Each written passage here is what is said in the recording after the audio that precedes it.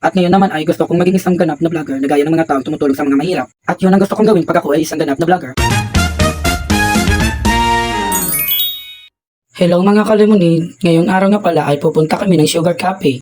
Pupunta kami sa Sugar Cafe para doon na lang kami magpahinga at magantay na manood ng basket. Dahil 3:30 pa ang basket ng aming barangay at sumama na lang kami sa kuya ko para wala kaming pamasahe papunta ng bayan. Kasama ko nga pala yung kaibigan ko na pumunta sa Sugar Cafe. At baka magtaka kayo na hindi ko kasama ang kaibigan ko, nandun pa siya sa bahay na naghintay sa amin. Nakasakay na nga pala ako sa kuya ko at pinuntahan na namin ang aking kaibigan. Tingnan nyo naman ang mukha ko na parang stress. Ni-stress talaga ako sa init ng panahon. Alam nyo naman ang panahon ngayon ay sobrang init. Pero huwag kayong mag-alala na sa protection naman ang aking mukha dahil nakapag-sunscreen naman ako. Nasa labas na nga pala kami at malapit na kami sa bahay ng aking kaibigan. Baka magtaka kayo na ang bilis lang namin na pumunta sa kanilang bahay. Dahil isa lang ang aming lugar at medyo malapit man na ang kanilang bahay. At ayun na nga nakarating na nga kami sa bahay ng aking kaibigan. At may nalalaman pa talaga siyang hiya sa kamera. Hindi talaga siya nagpapakita sa kamera dahil mahihain talaga siya. Kahit nga mag-tiktok kaming dalawa, hindi talaga siya magpapakita sa kamera. Magti-tiktok ka, hindi ka magpapakita. Ano yun? Charot.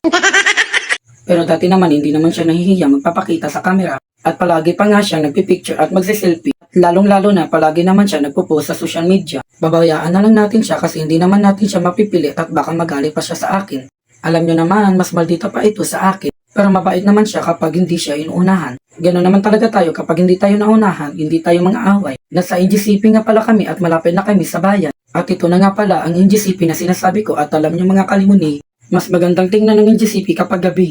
Kasi ang sobrang liwanag ng paligid at nagniningning. Ningning yarn, sana all. Patawa-tawa lang kami dyan mga kalimunid pero deep inside nainita na ang mga mukha namin. About deep inside, English yarn, sana all. Charot. Nasa Balili na nga pala kami at promise malapit na talaga kami sa bayan. Kung hindi kayo maniniwala sa akin, bahala, kamuda. Anad naman ko nga wala ang ginapatihan. Charot. Di ko alam kung bakit tawang-tawang kaming dalawa hanggang umabot na kami sa Balili. Ang bot gani ah. Siguro may naalala na kami or may nakita kami nakakatawa. Charot. At ayun na nga may nakita kami sa unahan namin at nagsisigaw ng hello mga kalimunid. Sorry, kami lang nakarinig yun. Kasi ang iingay ng mga motor eh. Shoutout nga pala sa nagsasakay ng tricycle. At paki-comment naman po if gusto nyo i-shoutout kayo. At mag-comment din kayo kung taga saan kayo para malaman ko kung saan naabot ang aking mga vlog. Maraming salamat. Nakarating na nga kami sa Sugar Cafe at sorry di ko po na-videoan sa pagdaan namin sa bayan. Alam nyo kasi mga kalimunid, ako na po ang nag-drive ng motor namin kasi umalis na yung kuya ko papunta sa pinagtatrabahuan niya. Umorder na nga kami agad kasi nagutom na ang mga person. Ang order ko naman is kikiam siomai at bread roll. At ang milk tea ko naman is Oreo cheesecake. At ang order ng aking kaibigan is fries, cheese stick, and bread roll green. At ang milk tea niya is cookies and cream. O diba, kabisado ko. Malamang ako kasi ang nag-order lahat. Shoutout nga pala kay kuya sa nagtitinda ng milk tea sa amin. Kuya, akin ka na lang. Charat! Sinabihan nga siya namin na huwag mo nang itimpla ang milk tea namin kung hindi paluto ang aming mga in-order na bread roll. At baka maubos lang namin ang milk tea kung hindi paluto ang mga bread roll at iba pang in-order namin. At hindi nga kami nagkamali dahil nauna pa ang milk tea kaysa sa bread roll. Ano ba yan kuya? Charot! Pero okay lang, basta ikaw, charot. Kasi parang sabay naman pala siya naluto. Sorry na po. Sa mga naghahanap nga pala ng pahingaan at milk tea, dito na po kayo sa Sugar Cafe. Nasa Lagarian lang po ito at basta PM nyo na lang kung gusto nyo magkadto. Charot. At ito na nga mga kalimunid, naluto na nga lahat ng mga in-order namin. At ako na nga ang nagkuha at nagpa-video na lang ako sa aking kaibigan. Tawang-tawa pa nga ako dito kasi sinabihan niya ako na yaya niya daw ako. Yaya pero walang sweldo. Charot. At isa pa natawa ako sa ginawa ko dahil yung kikim nalagyan ko ng toyo, kalamansi at garlic na parang sauce ng siomai. Nako limonade ang tangang mo. Charot.